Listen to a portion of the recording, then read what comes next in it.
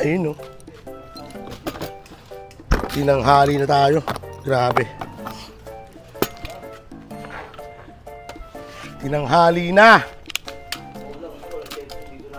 Oh, di sorry. Basta. Nag-ano ako eh. Nag-ano na ako agad mo eh. Set up ka na? Ay, sir, oh. Pwede. Good morning. Good morning. All goods in the hood. Nagbabalik. Kamusta, kamusta? Backpiece. Dalawang backpiece pa di, ha? Asa na po mo. Please, pogi na, boss. Please lang talaga. Kasi may pero ka ng partner. Ito, dalawa to. May sleeve pa itong tinitira.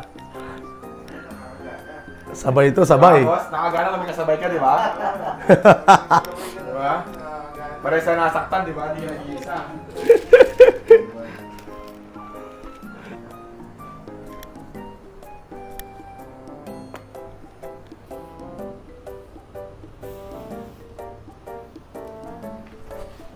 Meron ba dito? Meron yan.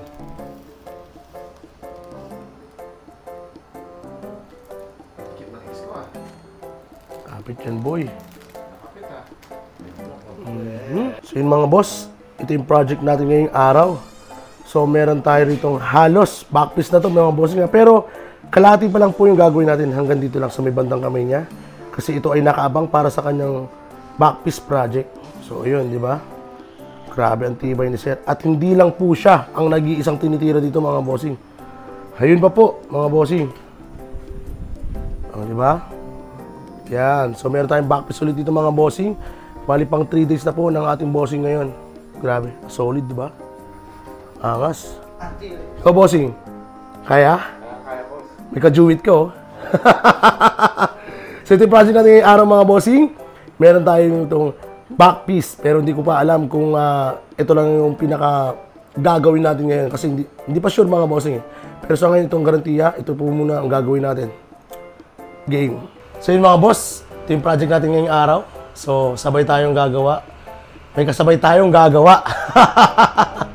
Yung ating co-artist. Tapos meron pa dong isa. So yun, backpiece din po yung ginagawa ng kabila na yung mga bossing. Ito naman po yung atin.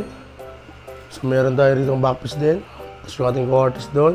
Tapos, yung isa pa ron. Grabe. Game. Good day mga pade at panibagong araw na naman. Ang project pala natin dito mga boss sa isang pullback na black and gray.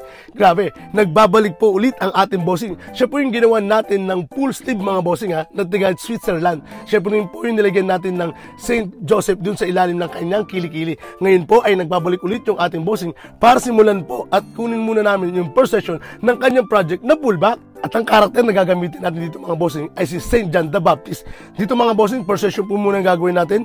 Bali, nagkasundo po kami mga bossing na ito po muna yung gagawin. Gawa nga ng limitado lamang po yung oras na ibinigay sa atin dahil meron po siyang lakad at meron silang date ng kanyang misis at pabalik na rin po ulit sila ng New Zealand. Dito mga bossing, hindi lang po backpiece ang kanyang ipapagawa mga bossing. Meron pa rin po siyang isasabay po na full sleeve naman po na enhancement. O diba? Grabe ang tibay talaga ng ating bossing. At meron din po siyang kasabay na binubuo po ng ating co-artist na backpiece din po. O diba? Puro backpiece po ang project natin ngayong araw. Pero syempre, mapuputol din yung mga bossing gawa nga ng nakasession po lahat ng project natin pag-usapang backpiece po. Tignan nyo naman po yung sakripisyong ginagawa ng mga client natin mga bossing. Kapag limitado po kasi yung araw na nakukuha nila. Alimbawa na lamang po, kapag limitado talaga yung bakasyon nila, minsan isinisiksik na po nila matapos lamang po lahat ng gusto nilang matapos bago sila bumalik ulit ng kanilang pinanggalingan. Halimbawa na lang si bossing, nagpapagawa po siya ng backpiece sabay pinapalinis niya rin po yung kabilang braso niya. O diba, ang sakit po ng nararamdaman nila pero grabe po yung mindset na ginagawa nila para lamang makuha nila to. Hindi po biro yung ganyang pakiramdam mga bossing ha. Minsan kasi hindi mo alam kung saan mo ilalagay yung utak mo. Kung sa likod ba o sa braso ba, kung saan ka magpo-focus kasi mga bossing ha. Gawa nga ng dalawang karayon po ang tumutusok sa inyong mga katawan. Grabe, ang hirap niyan mga bossing. At ang tanging pambaon lamang dyan mga bossing is kailangan busog kayo. At mindset talaga mga bossing. Mindset, importante yan kung ganitong klase klaseng project ang ipinapagawa ninyo, mayroong dalawang artist na gagawa ng mga braso nyo at ng likuran ninyo, talagang masakit po yan mga bossing. Maraming ba na po akong na-encounter mga bossing na ganyan po yung system ang ginagawa nila, pero awa naman ng Diyos at natatapos nila. Kaya doon po sa mga kaibigan natin nagbabalak magpatato at kukuha ng dalawang artist, kailangan nyo pong i-ready yung katawan lupa ninyo ha. Hindi po biro ang inyong mararamdaman mga bossing kapag ito ay pinuwersa ninyo. So ito palang ating finished product mga boss. Ito mabilis lang talaga. At total of 6 hours. O diba? Grabe ang tibay ni sir.